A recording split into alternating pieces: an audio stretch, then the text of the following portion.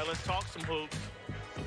Where Russell Westbrook's emotions got the better of him last night against the Golden State Warriors, bumping Damian Lee before jawing at several Warriors players on the bench and getting ejected.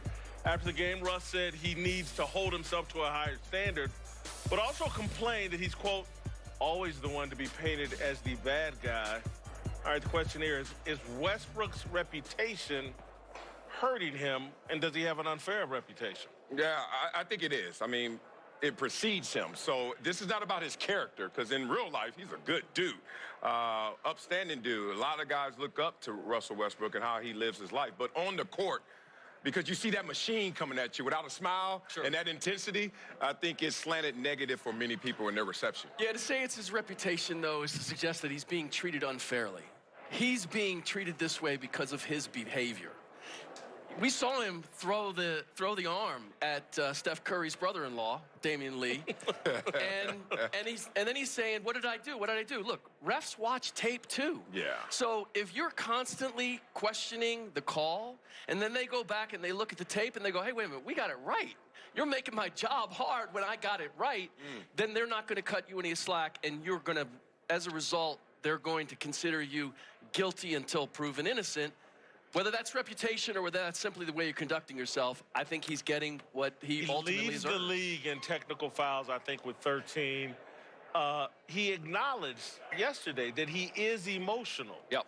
And that he needs to do a better job of controlling that. And that's one of my pet issues about all these dudes that just think, you know, there's some value in displaying their emotions at all time. Drives me crazy. He needs to get his emotions under control before he starts complaining about how the refs are treating him. Control yourself, and you'll get less technicals.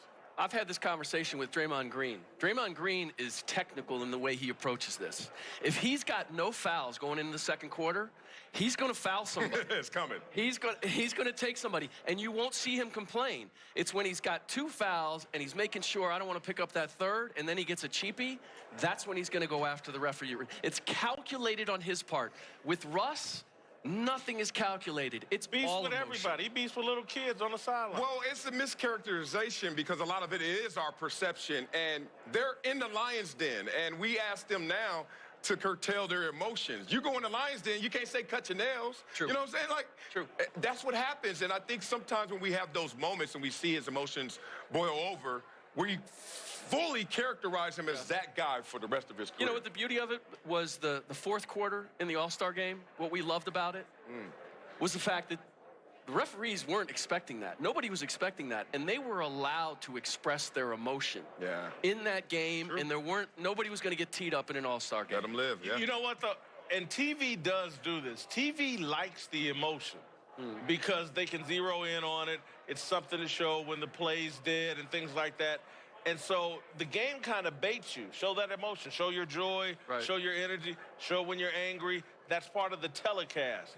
But for Russell Westbrook, he's got to do a better job of controlling his emotions. But when it gets mislabeled, it follows you forever. Tyrann Mathieu in the Super Bowl going ballistic on his team.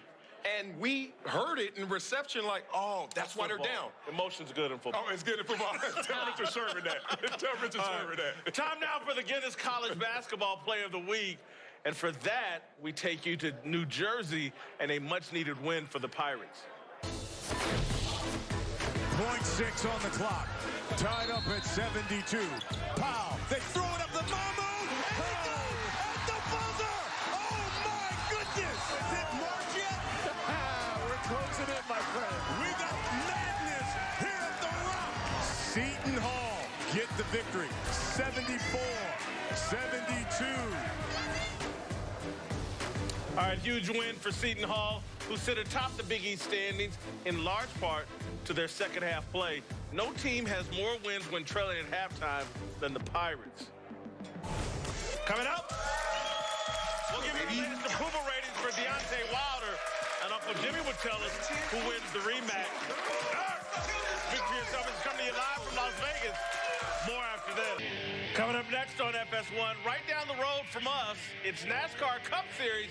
Practice live from Las Vegas Motor Speedway as we get you ready for the Pennzoil 400 this weekend on Fox. All right, welcome back. Uncle Jimmy's here to help us talk about our approval rating Deontay Wilder. You can't see. First, who's your big dummy of the day? My big dummy of the day go to you. Oh, boy. Listen to him. Yeah. Welcome. The man's name is Brian Kenny, not no damn Brian Kelly. Not the Notre Dame coach. Damn.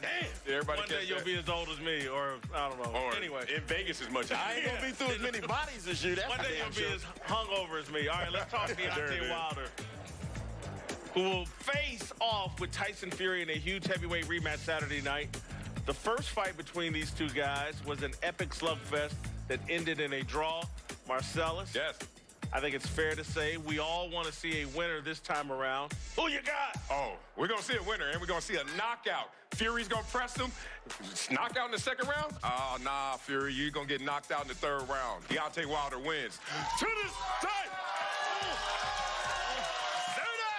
Third round, I think, is a bit early. I think it happens in the seventh. Okay. Deontay Wilder, to this day. I get that knockout.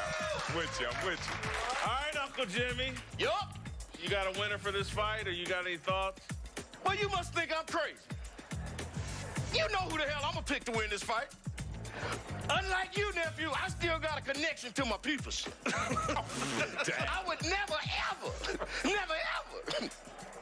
under no uncertain terms, pick against one of my own kind.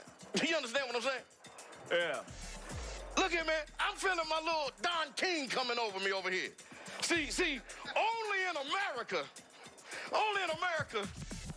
during this month, could we have an event like we got right here.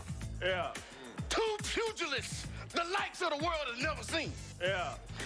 And on Saturday night at the MGM, whether you like it or not, it's the biggest fight till this day. Yeah. 2 men will enter. Only 1 man will leave.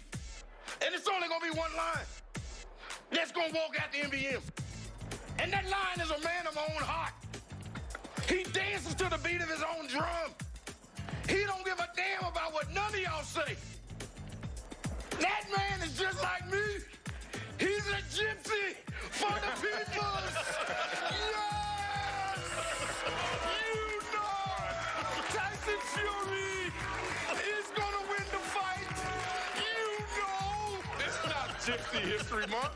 You know, man. That's where my money is. You really picking Tyson Fury? Are you kidding? And I paid for this shirt.